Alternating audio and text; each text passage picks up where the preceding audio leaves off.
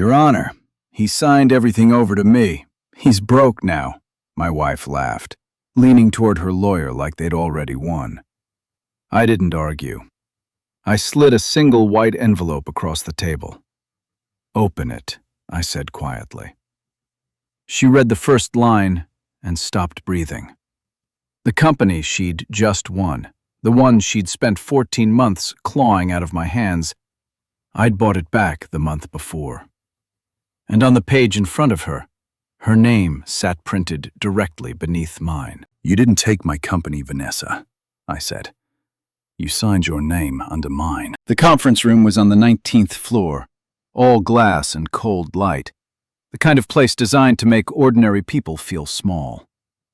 Outside the window, Grand Rapids stretched out gray and flat under a November sky, the Grand River moving slow and metal-colored toward the lake.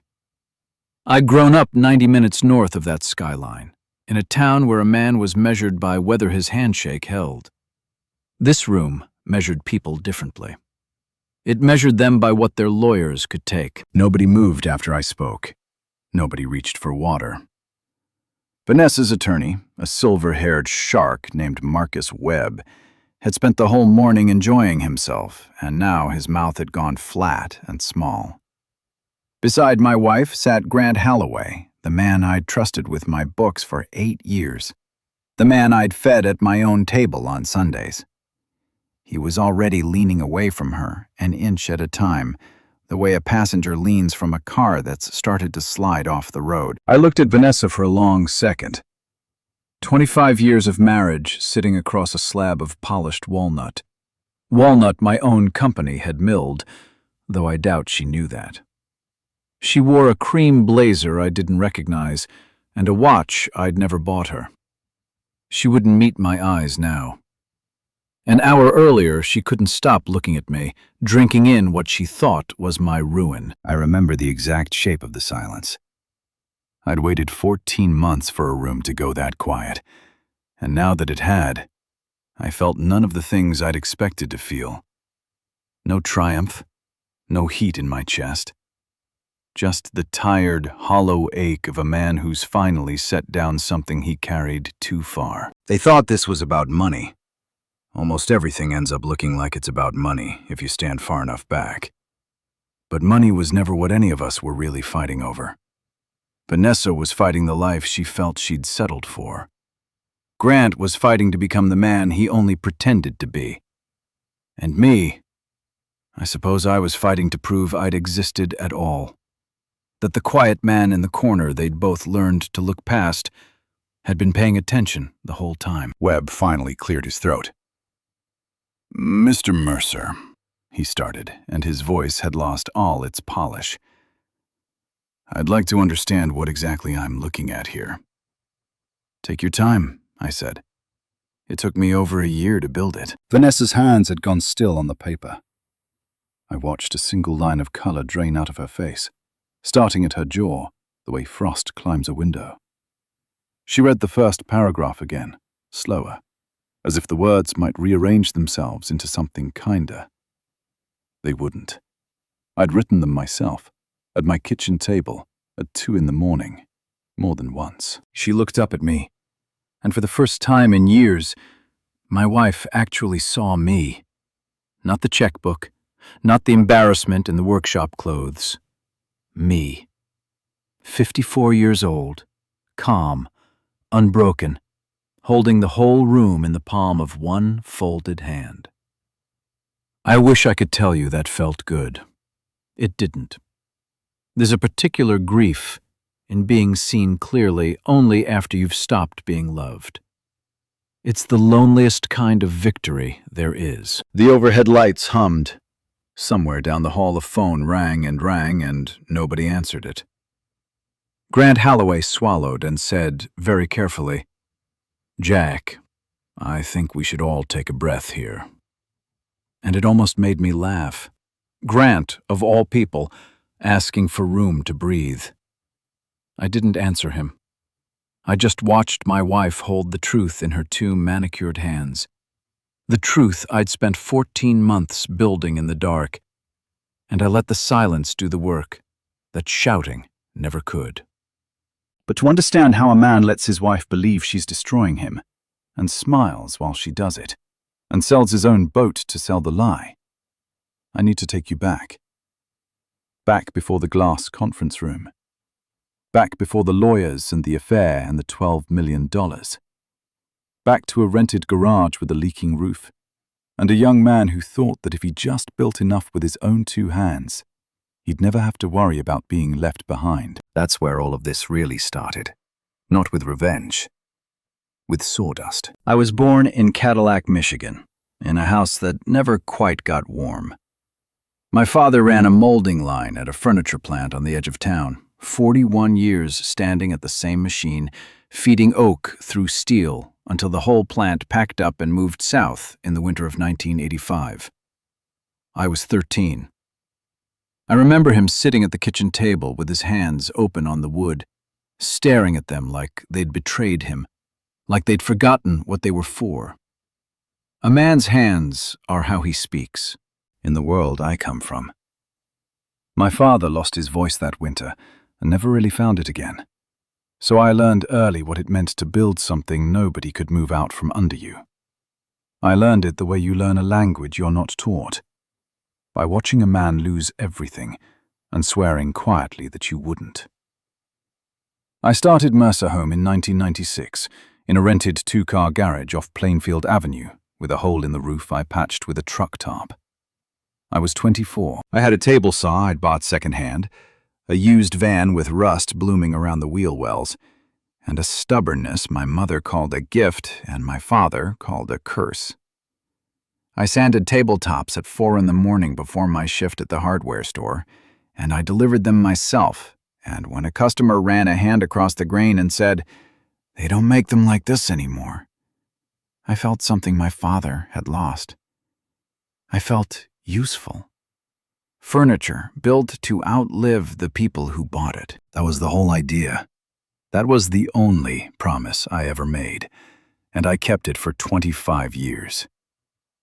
A Mercer table went into a young couple's first apartment and came out the other end at an estate sale 60 years later, still solid, initials of grandchildren carved under the lip where they thought nobody would look. We grew slow and honest.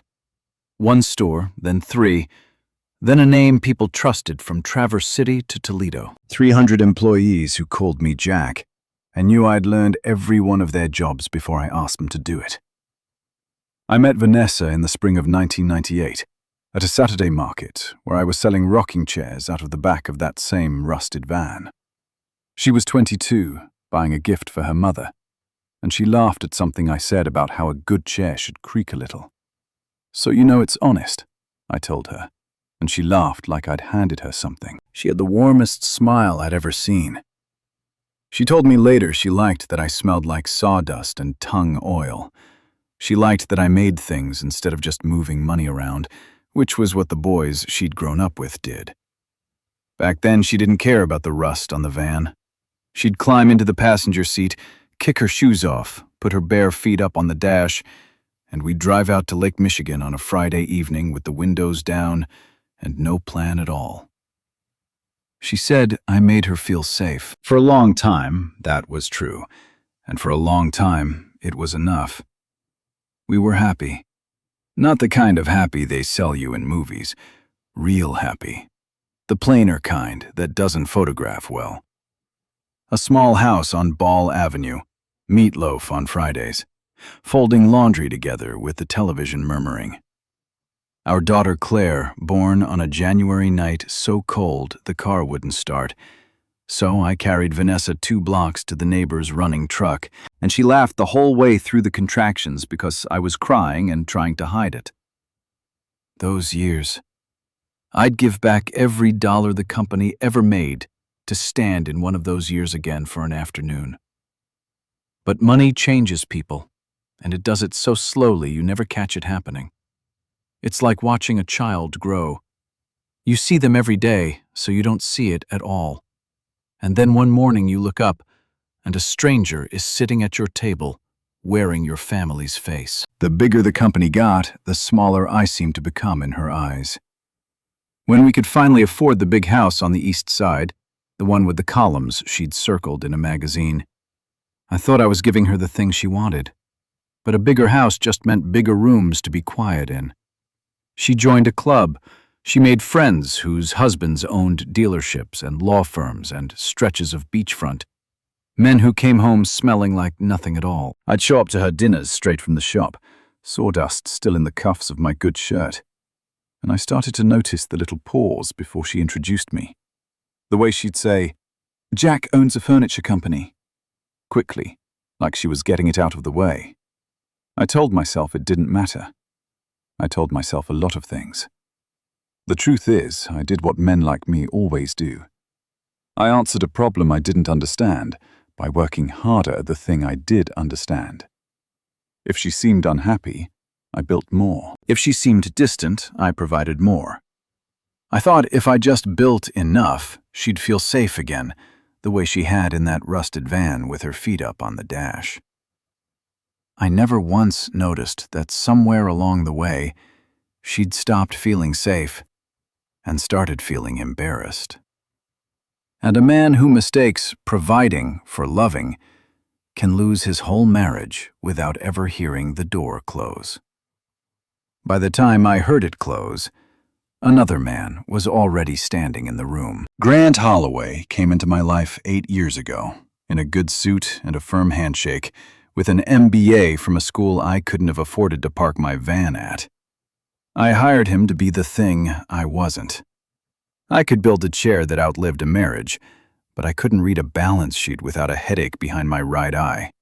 And Mercer home had grown too big for a man who ran it out of his gut. Grant spoke the language of banks and multiples and market share. When he talked, money seemed to make sense, seemed almost simple. I was grateful for that. God help me. I was grateful for him. I gave him a management stake in the company. I brought him to Sunday dinner. Vanessa set a place for him at our table like he was family, and I thought that was kindness. I brought a wolf to my own table and thanked it for coming. 3 years ago, Grant pushed hard for a national expansion. Stores in Chicago, Indianapolis, Columbus, new warehouses, new lines, a whole distribution arm. It was the right idea at the wrong speed, and it strained our cash the way a rope strains before it goes. When the numbers got tight, a bank offered a $12 million senior note to keep us breathing, and they wanted a personal guarantee. Grant advised against it. Every instinct he had said, protect yourself. Let the company carry the risk. But there were 300 families depending on those paychecks. People I'd hired myself, people whose kids I'd watched grow up. So I signed my own name to that debt. I put everything I'd built behind it. You don't ask a man to stand in a storm you won't stand in yourself, my father used to say. I stood in it. I tell you that so you understand what kind of fool I was, and what kind of man. Both things are true. They usually are. The affair, I found the way most men find these things, not all at once, but in a slow accumulation of small wrongnesses that your heart notices long before your head admits them.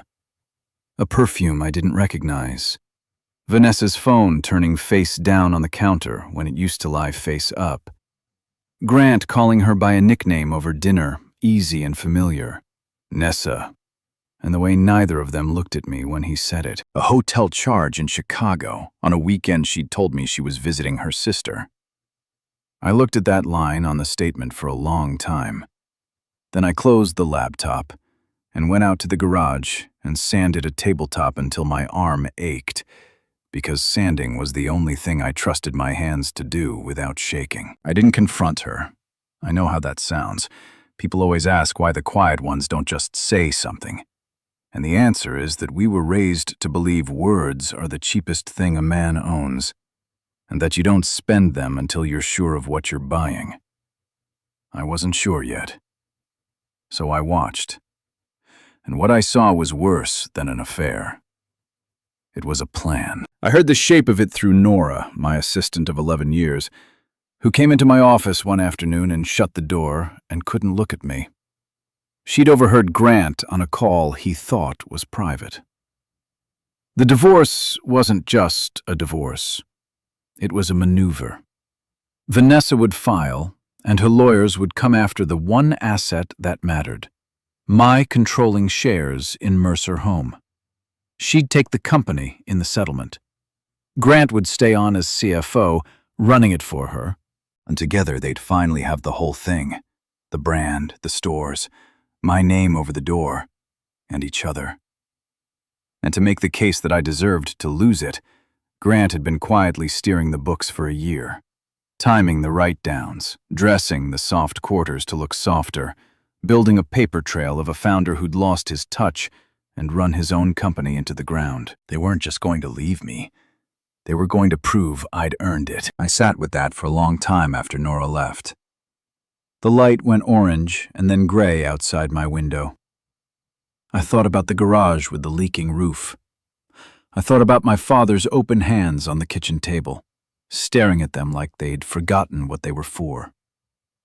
And I felt something cold and clear settle over me, quieter than rage. Rage is loud and stupid and burns out fast. This was the other thing.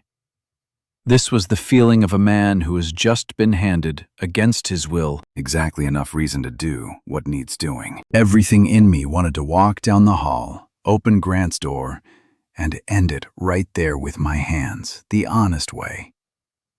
But my father taught me something in that cold house that stayed with me longer than his warmth did. Don't swing at the first thing that hurts you, he said. You'll only tire out your arm.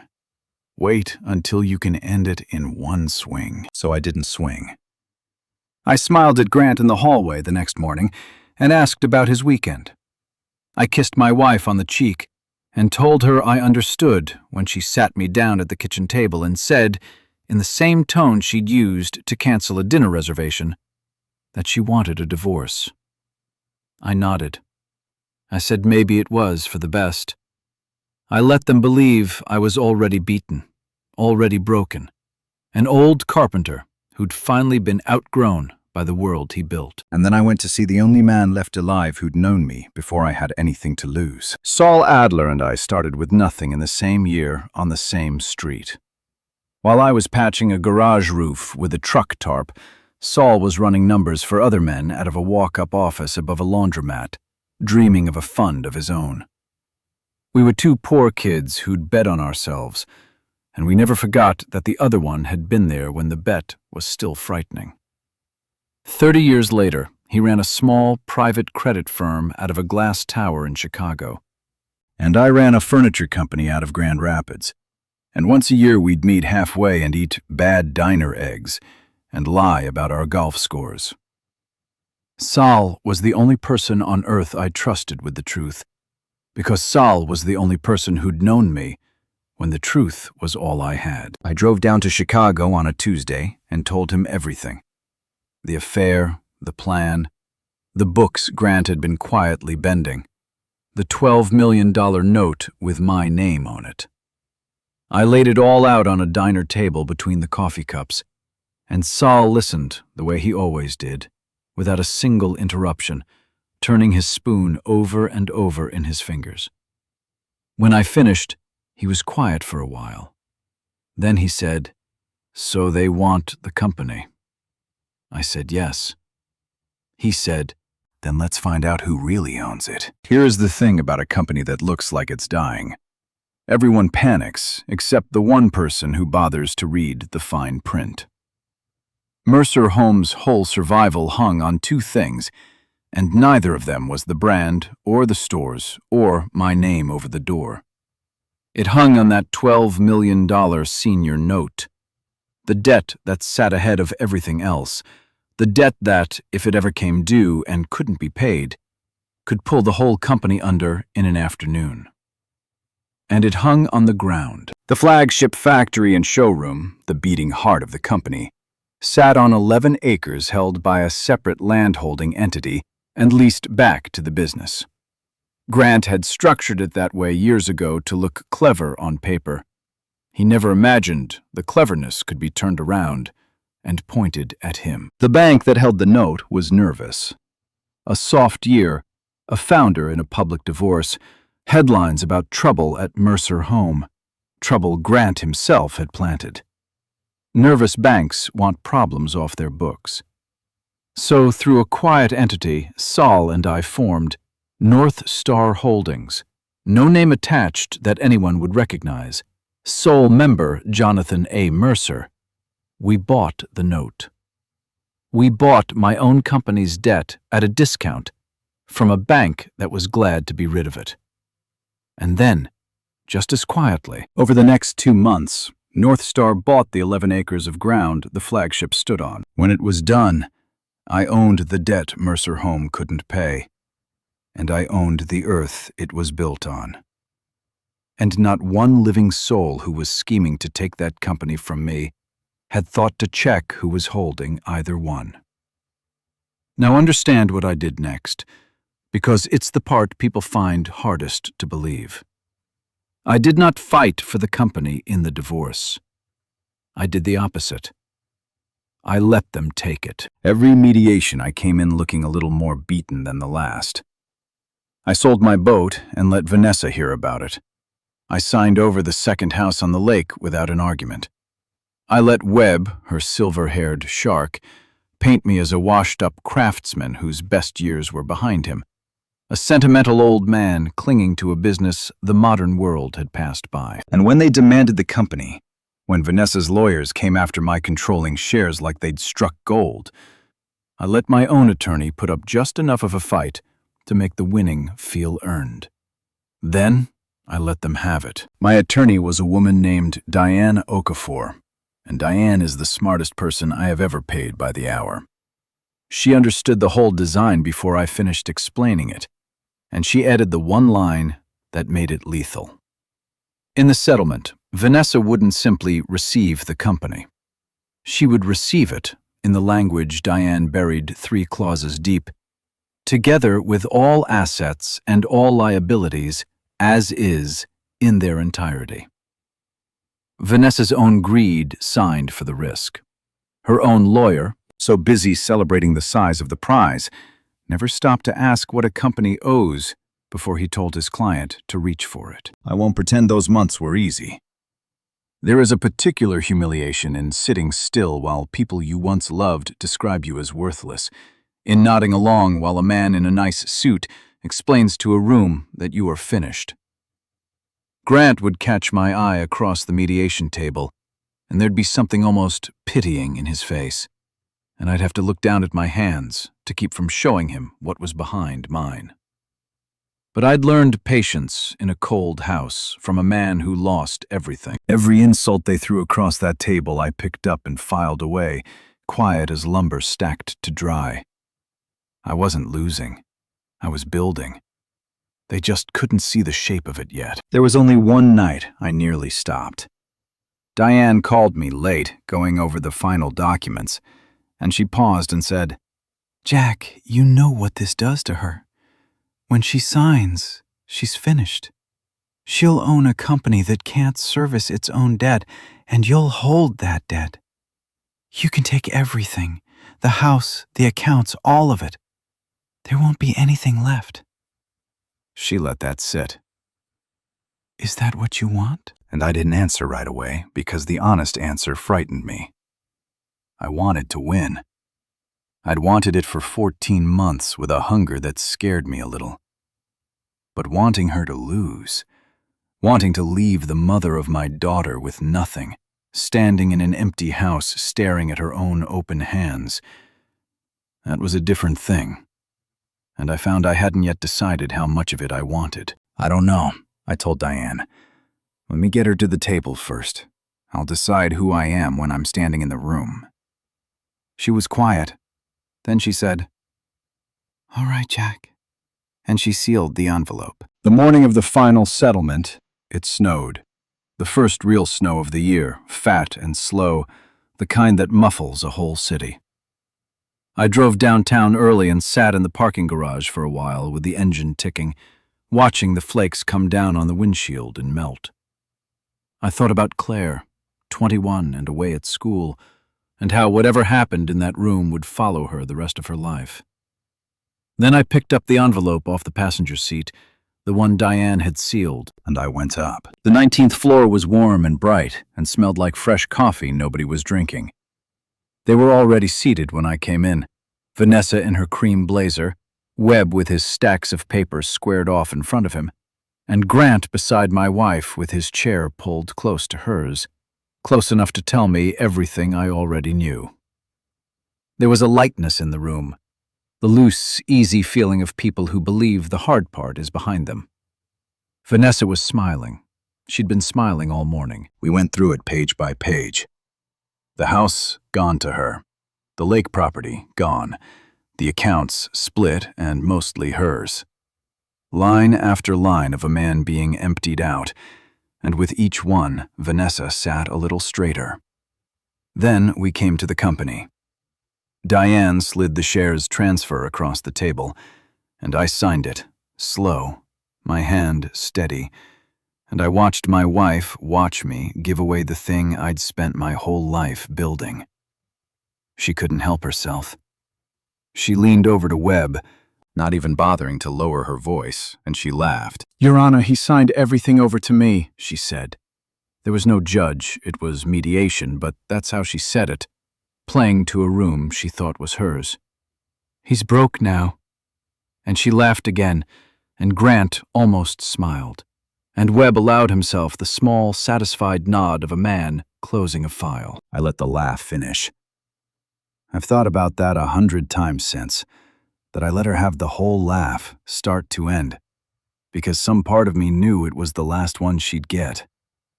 Then I reached into my jacket and set the plain white envelope on the walnut and slid it across to her. "Open it," I said. Webb's eyes narrowed. Vanessa picked it up the way you'd humor a child, still half smiling, and slid a nail under the flap and drew out the pages.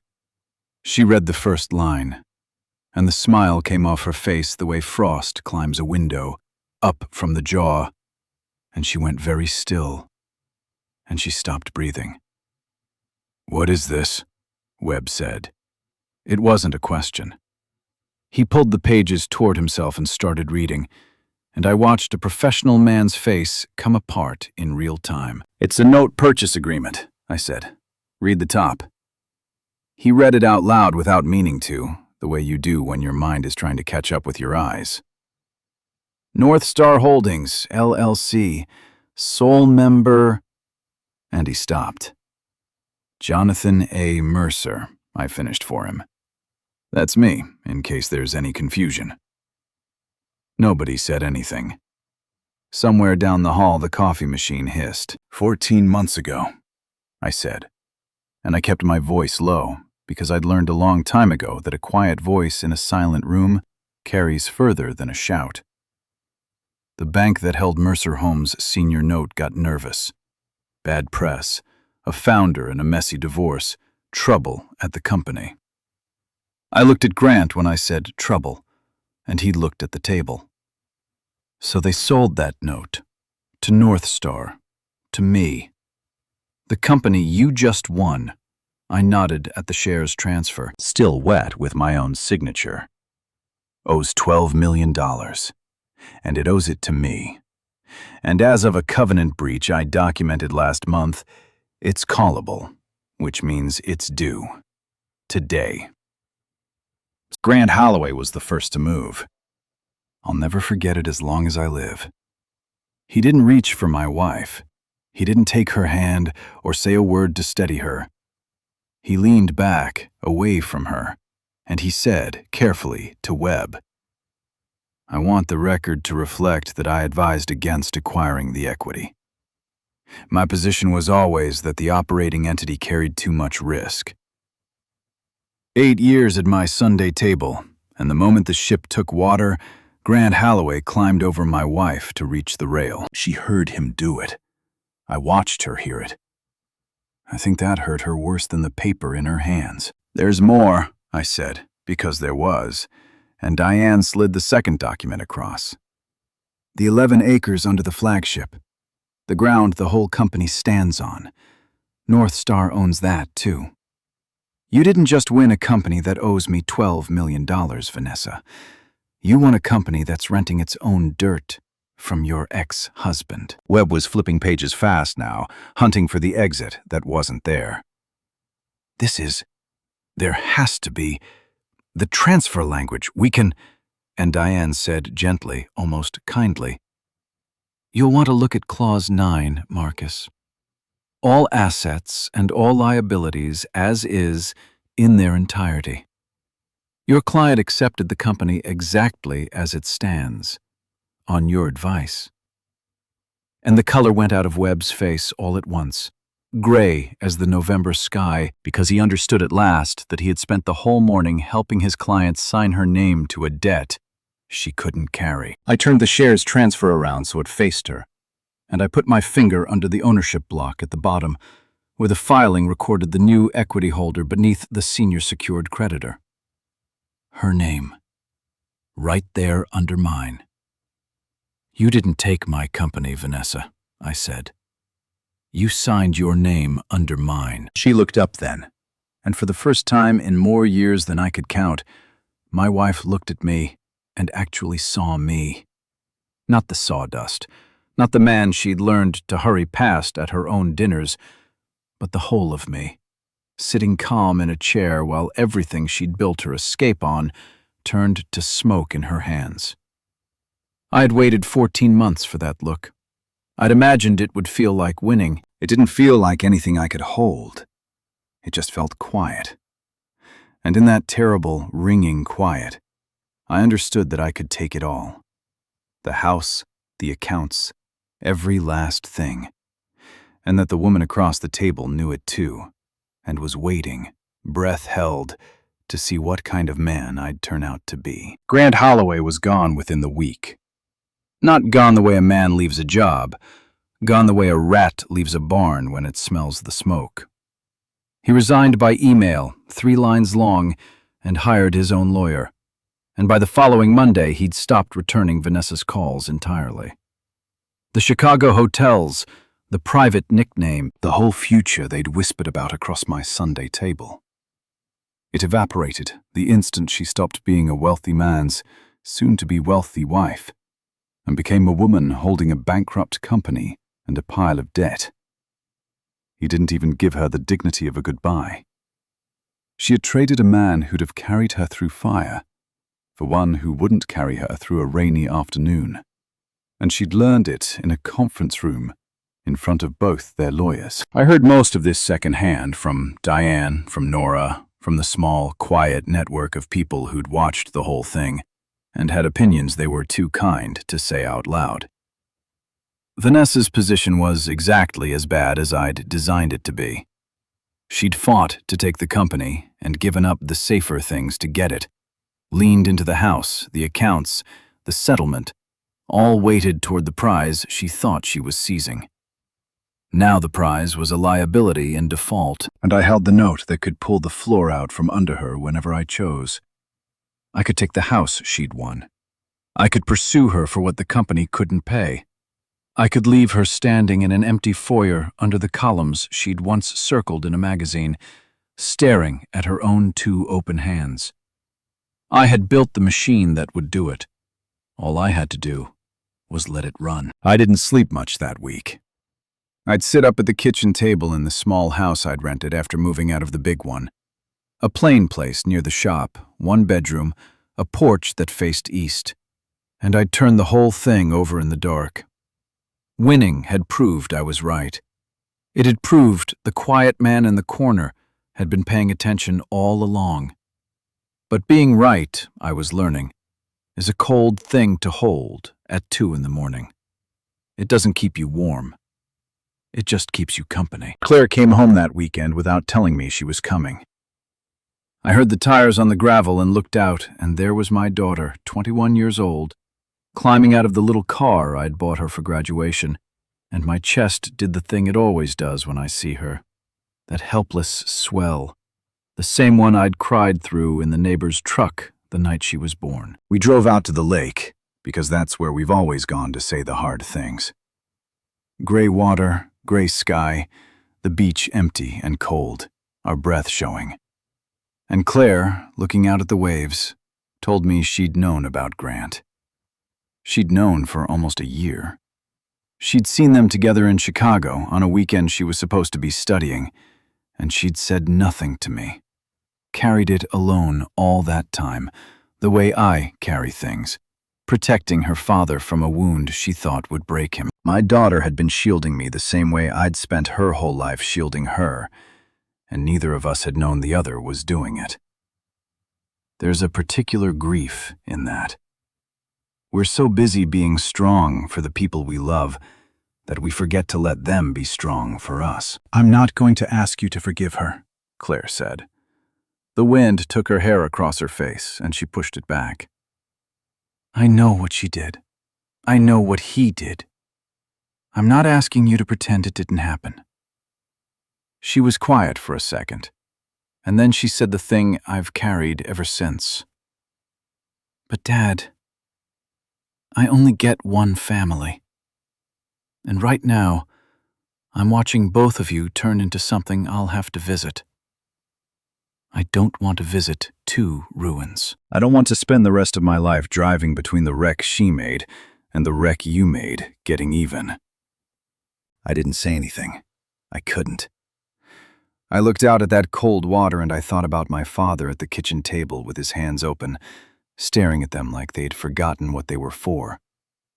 And I understood something I should have understood years earlier. I hadn't built the trap to destroy Vanessa. I'd told myself that, but it wasn't true. I'd built it to protect the thing my father lost. The work, the name, the 300 families, the promise that nobody could move my life out from under me while I slept. That was mine to protect, and I'd protected it, and I would not apologize for that to anyone. But somewhere in 14 months of building in the dark, the protecting had started to curdle into something else, something that wanted her on her knees. And here was my daughter, standing on a cold beach, telling me that if I let it finish curdling, she'd lose 2 parents instead of 1. The silence that had rotted my marriage. The quiet I'd used as a wall my whole life. The words I never spent because my father taught me they were the cheapest thing a man owns. I saw it clearly for the first time. It hadn't just cost me Vanessa. It had almost cost me the ability to know when a war was won, and it was time to stop fighting. I drove Claire back to her car that evening.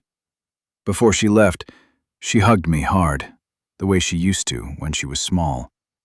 And she said, "Just don't be him, Dad. Don't be the man she said you were." I stood in the gravel and watched her taillights disappear down the road, and I knew what I was going to do. We settled it quietly, the way I should have done everything from the start. I called Webb myself instead of sending Diane because some things a man ought to say in his own voice. I told him I would take back Mercer home through the note. The company, the stores, the name over the door, the 11 acres, the 300 families, all of it came home to me, where it belonged, where it had always belonged. That much I would not give up, not for guilt, not for love, not for anyone. But I told him Vanessa would keep the house, the big one with the columns, and that I would not pursue her for a single dollar of what the company couldn't cover. That I was tearing up the deficiency, walking away from the right to chase her into the ground. Webb was silent on the line for a long moment. Then he said, almost carefully, like he was afraid of jinxing it, "You understand you're leaving several $1 million on the table. You've got her cold. Why?" "Because I didn't spend 14 months, I said, to become the man she told the room I already was." That was the truth, but it wasn't all of it. The rest of it had tail lights and stood on a cold beach and shared my stubborn silence and my daughter's name. I did it for Claire, so my girl would never have to drive between 2 ruins, so she'd never have to explain to her own children someday why her father finished her mother when he had the chance. Mercy isn't weakness, I know that now. Sometimes mercy is just the last, hardest thing strength is for. I won't tell you it felt like victory because it didn't, and I promised at the start of this that I'd tell you the truth. I got my company back. I got my name back. I got the quiet satisfaction of knowing that the man they'd written off had seen the whole board while they were still admiring their own hands. But the house was still empty when I came home to it. 25 years were still gone, and you cannot buy those back.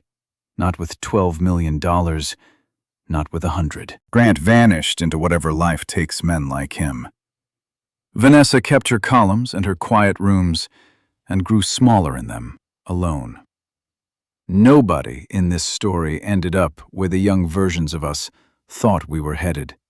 That Friday evening on the highway with the windows down and her bare feet up on the dash. Revenge isn't a fire that warms you. It's just the light you read the damage by. It's a year later now, as I tell you this. Most mornings I'm at the flagship before the sun, when the machines are still cold and the whole place smells the way it did in that first rented garage. Sawdust and tung oil and the faint sweetness of oak.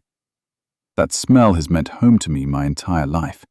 Longer than any house, longer than any marriage. And these days, more often than not, I'm not alone in it. Claire took a semester off and asked if she could learn the trade. Not the office, not the books, the floor, the wood, the making of things. So in the mornings I teach my daughter how to read grain, how to feel for the honest line in a board, how to know by the creak of a joint whether a thing is built to last or only built to sell. She's got my father's hands, I think. She doesn't know I think that. I've never been good at saying the things that matter most out loud. That was always my whole trouble. But I'm trying to get better, in my slow way, before the chance to say them runs out the way it nearly did. I saw Vanessa once more, in the spring, at Claire's cousin's graduation. We stood a polite distance apart in a gymnasium full of folding chairs and bad acoustics. Two people who had once known each other better than anyone alive, and had somehow stopped, over so many quiet years, seeing each other at all. She looked older. So do I. She gave me a small nod, and I gave her one back. And there was no cruelty in it, and no love left either. Just the sad, plain understanding of two people who finally saw each other clearly, and saw it decades too late to matter. Then we turned and watched the children walk across the stage, and that was all. Some things don't get a scene. Some things just get a nod across a gymnasium and the long drive home. If you've listened this far, then somewhere in this story you probably saw a face you know. Maybe it was a partner who stopped seeing your worth, or a quiet person in your own life who carries far more than they'll ever say out loud. A husband, a father, a friend who answers every hurt by working harder and speaking less. If that's true, then I'll ask you one thing before you go. Don't wait 14 months or 14 years to tell them they matter. Don't let the silence do to you what it nearly did to me. Reach out today while it's still yours to say, and tell the quiet ones in your life that you see them. Because the people who build the most are so often the very ones the world forgets to notice. And if this story moved you, stay with us. Share it with someone who needs to hear it, and subscribe, so the next quiet man's story finds its way to you too. We'll be here. We'll leave the light on.